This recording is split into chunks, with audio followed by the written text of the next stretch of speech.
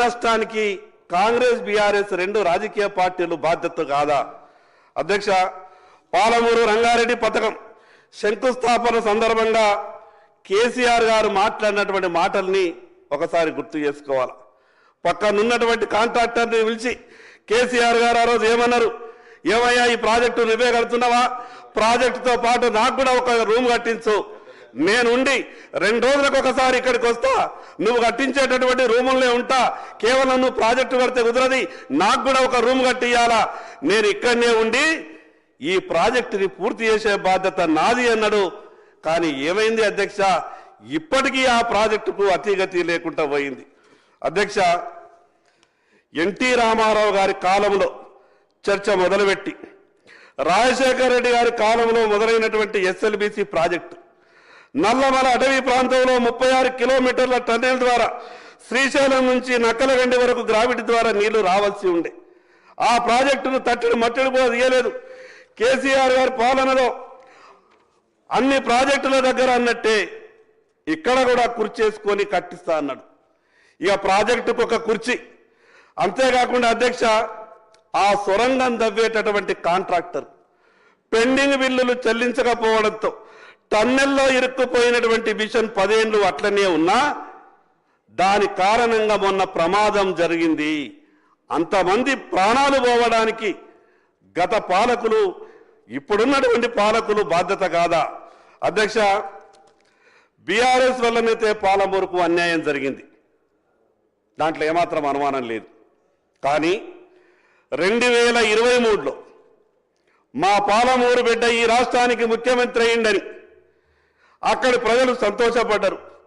నిర్లక్ష్యానికి గురైనటువంటి SLBC project ముఖ్యమంత్రి రేవంత్ రెడ్డి గారి ఊరికి చాలా దగ్గర ఉన్నది. ఈ ప్రాజెక్టు పూర్తవుతుందని అక్కడ ప్రజలు కలలు కంటున్నారు. కానీ 2 ఏళ్ళు అయ్యింది. సార్, మేము 10 నిమిషాలలో వచ్చేస్తాం.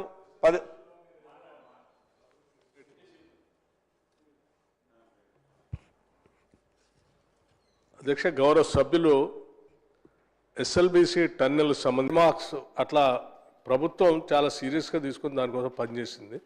ముఖ్యమంత్రి గారు పాలమూరు రంగారెడ్డికి సంబంధించినటువంటి పనులు కానీ, లేకపోతే కృష్ణా నదిపై ఉన్నటువంటి ప్రాజెక్టుకు సంబంధించి కానీ ప్రత్యేకంగా రివ్యూ చేసి ప్రయారిటీగా తీసుకొని వాళ్ళు ప్రతి నెల బిల్ రేజ్ చేస్తే ఆ బిల్ క్లియర్ చేయండి అని వారు ఆదేశాలు కూడా ఇవ్వడం జరిగింది. ఇరిగేషన్ మంత్రి గారు కంటిన్యూస్గా రివ్యూ చేసుకుంటూ వచ్చారు. ఆ బిల్లులు కూడా అట్లాగే చేసుకుంటూ వచ్చాం. వాళ్ళదే ఆలస్యం తప్ప ఎవరిది ప్రభుత్వం తరఫు నుంచి క్లియర్గా ఉంది. Thank you. అధ్యక్ష, ఆ పాలమూరు రంగారెడ్డిలో ఉన్నటువంటి డిండి కథ చెప్పాలంటే సమయం కొంత చాలా ఎక్కువ అవసరం అవుతుంది. అధ్యక్ష, ఫ్లోరైడ్ బాధిత ప్రాంతాలైనటువంటి మునుగోడు, దేవరకొండ నియోజకవర్గాల ప్రజలు ఈ డిండి పూర్తయితే పుష్కలంగా సాగునీరు అందుతుందన్న ఈ ప్రాజెక్టు రాజశేఖర రెడ్డి గారి కాలంలో మొదలై కేసీఆర్ గారి పాలన పూర్తయినా, రేవంత్ రెడ్డి గారి పాలన వచ్చి 2 ఏళ్ళైనా ఇప్పటికీ భూసేకరణ పూర్తి కాలేదు. ప్రాజెక్టులో చెంబెడు నీళ్లు కూడా రాలేదు. దీని పట్ల నిర్లక్ష్యం వహించింది ఆనాడు బీఆర్ఎస్, ఈనాడు కాంగ్రెస్ ప్రభుత్వాలు కావా. డిండి ఎత్తిపోతల పథకం ద్వారా నల్లగొండ జిల్లా దేవరకొండ నియోజకవర్గం, మునుగోడు నియోజకవర్గంలో సాగునీటిని ఇస్తానని కేసీఆర్ కాలంలో పని మొదలుపెట్టి 10 సంవత్సరాలైనా ఇప్పటికీ దానికి అతిగతి లేదు. అధ్యక్ష, తెలంగాణ రాష్ట్రం ఏర్పడిన తర్వాత కేసీఆర్ గారి నాయకత్వంలోని టీఆర్ఎస్ ప్రభుత్వం కేంద్ర ప్రభుత్వం వద్ద బచావత్ ట్రిబ్యునల్ అవార్డు ప్రకారం ఉమ్మడి ఆంధ్రప్రదేశ్ వాడుకోవాల్సినటువంటి 811 టీఎంసీల నీటిలో 299 టీఎంసీలు తెలంగాణకు, 512 టీఎంసీల నీళ్లు ఆంధ్రప్రదేశ్ వినియోగించుకునే విధంగా ఒప్పుకుంటూ సంతకం చేసిన మాట వాస్తవమని ఈరోజు ఉత్తరాల ద్వారా ఉత్తమ్ కుమార్ రెడ్డి గారు చాలా క్లియర్గా క్లారిఫికేషన్ చెప్పారు. మరోపక్క ఏం చేశారు అధ్యక్ష? అదేదో కేంద్ర ప్రభుత్వం తప్పిదం అన్నట్టు కేంద్ర ప్రభుత్వాన్ని బదనాం చేసే విధంగా వీళ్ళేమో సంతకాలు పెట్టుకుంటారు, వీళ్ళేమో దావతులు చేసుకుంటారు, వీళ్ళేమో అన్ని రకాలుగా ఇచ్చుకాలు పుచ్చుకాలు చేసుకుంటారు. ఈ రకంగా చావు నోట్లో తలకాయ పెట్టి తెలంగాణ రాష్ట్రాన్ని తీసుకొచ్చినానికి గొప్పలు చెప్పినటువంటి కేసీఆర్ గారు 299 టీఎంసీలకి సంతకం పెట్టాల్సిన అవసరం ఎందుకు వచ్చిందో ఈరోజు సభలో ఉండి జవాబు చెప్పాల్సిన బాధ్యత 10 ఏళ్లు పాలించినటువంటి బీఆర్ఎస్ పార్టీ మీద ఉండే. కానీ ఎందుకో మరి వాళ్ళు ఏ రకమైనటువంటి ఆలోచనతో ఈ తెలంగాణ రాష్ట్ర ప్రజలకు జవాబు చెప్తలేరో వాళ్ళు సమాధానం చెప్పాలా. అధ్యక్ష, తెలంగాణకు ప్రత్యేకంగా కృష్ణా బేసిన్ జిల్లా తెలంగాణకు ప్రత్యేకంగా కృష్ణా బేసిన్ జిల్లాలకు శాపంగా మారిన తొలి ఒప్పందం, దాని గురించి చర్చ జరగాలి అధ్యక్ష. చాలా మంది రైతులకు ఈ విషయం తెలియదు.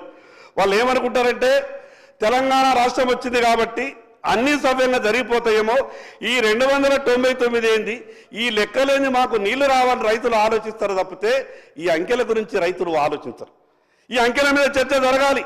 తెలంగాణ రాష్ట్రం వచ్చిన తర్వాత 2014 నుంచి 23 వరకు ఈ రాష్ట్రాన్ని పరిపాలించినటువంటి ఆనాటి ప్రభుత్వం ఏ రకంగా రైతులని మోసం చేసిందో ఈ సభలో చర్చ జరగాల్సినటువంటి అవసరం ఉంది అధ్యక్ష.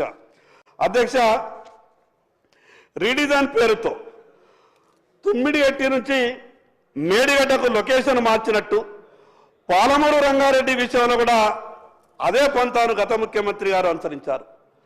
చాలా మంది మేధావులు కృష్ణా నీళ్లను మనం జూరాల నుంచి లిఫ్ట్ చేస్తే తక్కువ ఖర్చుతో తక్కువ దూరంతో పాలమూరు రంగారెడ్డి జిల్లాలకు నీళ్లు అందించే అవకాశం ఉందని చెప్పినా వినకుండా దాన్ని శ్రీశైలం బ్యాక్ వాటర్కు మార్చింది.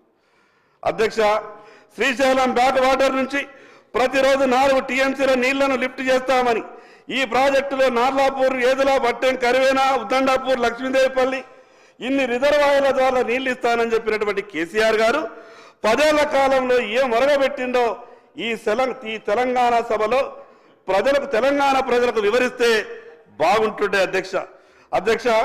తెలంగాణ ప్రజలకు వాస్తవాలు తెలుస్తుండే 35,000 కోట్లతో 27,000 కోట్ల రూపాయలు ఖర్చు పెట్టి 27 ఎకరాలకు కూడా నీళ్లు ఇయ్యలేనటువంటి పరిస్థితుల్లో ఈ ప్రాజెక్టు ఉన్నదంటే ఏ రకంగా నిర్లక్ష్యానికి గురైందో మనం అర్థం చేసుకోవచ్చు. అధ్యక్ష, పాలమూరు రంగారెడ్డి ప్రాజెక్టు ద్వారా 4 ఉమ్మడి జిల్లాలకు నీళ్ళిచ్చే సంగతి దేవుడెరుగు. గత ప్రభుత్వ పెద్దల స్వార్థమా ఇంకేమైనా లాలుచా ఏవో తెలియదు కానీ ఆ ఇంటెక్ విల్ డిజైన్ మార్చి ఓపెన్గా ఉన్న దాన్ని అండర్ గ్రౌండ్కు మార్చడం వల్ల పక్కనే ఉన్న కల్వకుర్తి లిఫ్ట్ ఇరిగేషన్ ప్రమాదానికి గురైంది. అండర్ గ్రౌండ్ లో సర్జిపూల్ నిర్మాణం వల్ల ఆ వైబ్రేషన్తో అతి దగ్గరలో ఉన్న కల్వకుర్తి లిఫ్ట్ ఇరిగేషన్ సర్జిపూల్కు క్రాక్స్ వస్తాయని ఆనాటి ఎంతో మంది ఇంజనీర్లు గత ప్రభుత్వానికి హెచ్చరించినా పెడచెవిన పెట్టి మేమే మేధావులమని మాకు తెలిసిందే చేస్తామని ముందుకు పోయి కల్వకుర్తిని కూడా ముంచిన మాట వాస్తవం కాదా? అధ్యక్ష, నేను ఈ ప్రభుత్వాన్ని కూడా ప్రశ్నిస్తున్నా. గత ప్రభుత్వం వాళ్ళ తప్పుల వల్ల కల్వకుర్తి సర్జిపూల్ మునిగిపోయింది, మోటార్లేవి పనిచేస్తలేవు. కానీ మీరెందుకు ఇప్పటి వరకు వాటిని రిపేర్ చేస్తలేరో సమాధానం చెప్పాలా. అధ్యక్ష, పాలమూరు రంగారెడ్డి భాగంగా ఉన్న ఒక్క రిజర్వాయర్ పూర్తి కాలే, అదనంగా 1 ఎకరానికి నీళ్లు రాలే, నిధులు మాత్రం 1000 కోట్లు ఖర్చయిపోయినాయి.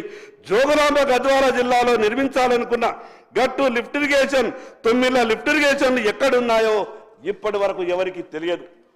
అధ్యక్ష, పాలమూరి రంగారెడ్డితో రైతులకు నీళ్లు పారకపోగా గత ప్రభుత్వ పెద్దల ఇళ్లకు భారీగా నిధులైతే పారినాయని అది సోషల్ మీడియాలో ఏ రకమైనటువంటి ఇప్పటికీ వార్తలు వస్తున్నాయో మనమంతా కూడా ఒకసారి గమనించాల.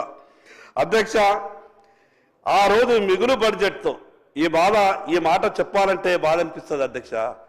ఆ రోజు మిగులు బడ్జెట్తో వేరుపడ్డ మనం పరిస్థితి గిట్లుంటే అప్పులతో బయటపడ్డటువంటి ఆంధ్రప్రదేశ్ ఆనాటి బీఆర్ఎస్ ప్రభుత్వ సహకారంతో కృష్ణానది నీటిని రాయలసీమకు తరలించడానికి సిద్ధమై మన సంగమేశ్వరం దగ్గర రాయలసీమ లిఫ్ట్ ఇరిగేషన్ ప్రాజెక్టును ప్రారంభించింది.